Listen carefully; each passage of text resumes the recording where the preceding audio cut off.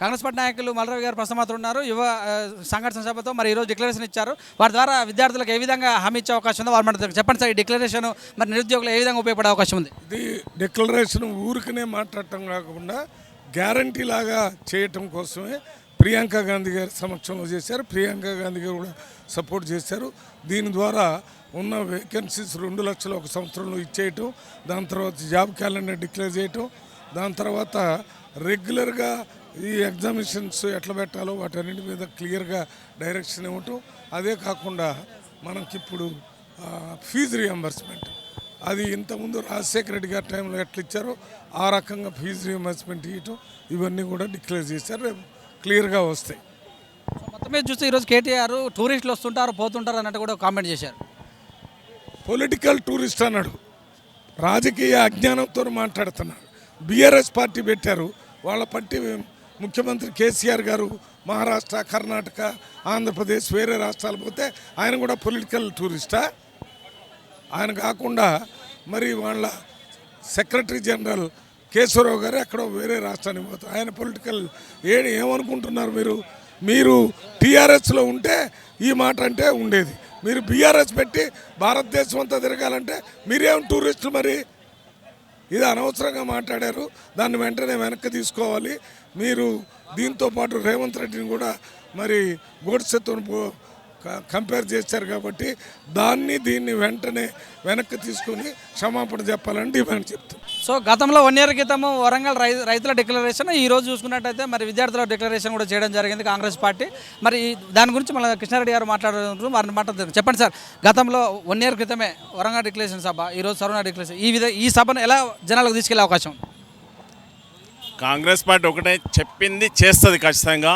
Warangal declaration సభలో రాహుల్ గాంధీ గారి సభలో ఏదైతే డిక్లరేషన్ చేశారో ఏకకాలంలో 2 లక్షల రుణమాఫీ అని, రైతులకు రైతు బంధుతో పాటు కౌలు రైతుకు కూడా రైతు బంధు ఇస్తామని చెప్పారు. మళ్ళీ ఏంటంటే మన 500 రూపీస్ గ్యాస్ సిలిండర్ అని చెప్పారు.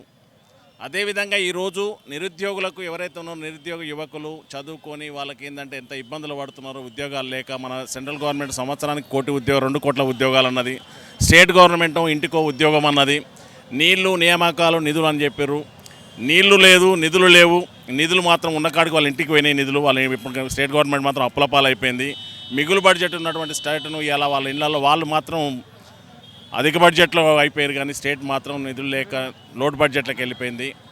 అదేవిధంగా ఒకటే ఏంటంటే ఇవాళ చెప్పినటువంటి ప్రియాంక గాంధీ గారు చెప్పినటువంటిది ఖచ్చితంగా ఏంటంటే ఏకకాలం ఖచ్చితంగా స్టూడెంట్స్కు యూనివర్సిటీలు కానీ గవర్నమెంట్ వచ్చినట్టయితే చదువుకున్న ఉద్యోగులకు నిరుద్యోగులకు ఖచ్చితంగా నిరుద్యోగ వృత్తి కానీ రుణము వడ్డీ లేని 10 లక్షల రుణము ఇస్తామని చెప్పి ఇవన్నీ డిక్లరేషన్ చేయడం జరిగింది. ఏదైతే ఉందో ఇప్పుడు చెప్పినటువంటి ప్రియాంక గాంధీ గారు కానీ బీసీసీ అధ్యక్షులు కానీ ఏదైతే చెప్పారో అది ఖచ్చితంగా తూచి తప్పకుండా కాంగ్రెస్ గవర్నమెంట్ వచ్చే గవర్నమెంట్ 2024లో ఖచ్చితంగా కాంగ్రెస్ గవర్నమెంట్ వస్తుంది. ఇప్పుడు చెప్పినటువంటి ఏవైతే ఉన్నాయో ఖచ్చితంగా ఇంప్లిమెంటేషన్ చేస్తుందని చెప్పి మేము అనుకుంటున్నాం. 20 వస్తే ఆ దేవుడు కూడా ఆపలేదని రేవంత్ అంటారు, నిజమేనా?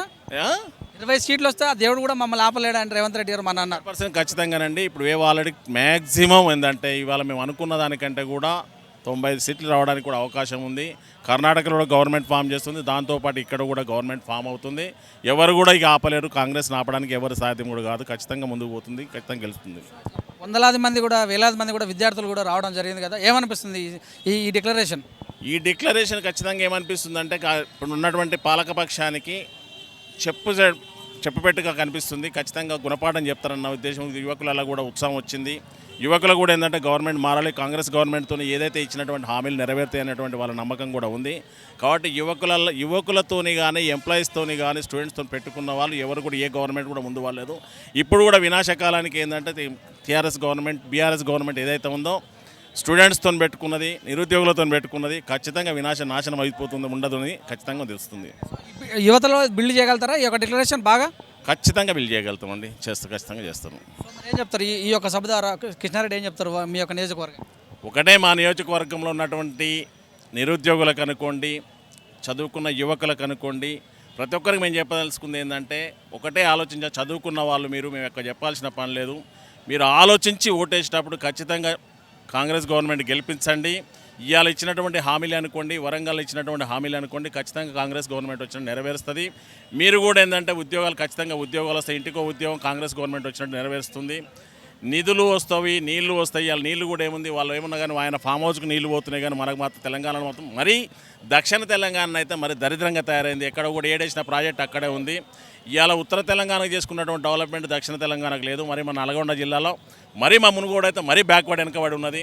ఖచ్చితంగా మా మునుగోడు ప్రాంతాన్ని మేము అభివృద్ధి చేసుకోవాలంటే చదువుకున్న యువకులు ఆలోచించి ఖచ్చితంగా ఏంటంటే ఒక ఇంట్లో వాళ్ళ బాబు వాళ్ళ బిడ్డ చెప్పినట్టయితే తల్లిదండ్రులు వింటారు. కాబట్టి తల్లిదండ్రులను కన్విన్స్ చేసి ఖచ్చితంగా కాంగ్రెస్ జెండా ఎగిరేటట్టు, కాంగ్రెస్ గవర్నమెంట్ వచ్చేటట్టు చేయాలని చెప్పి యువకులకు, చదువుకున్న నిరుద్యోగులకు అందరికీ కూడా మేము పేరు పేరున విన్నపం చేస్తున్నాం.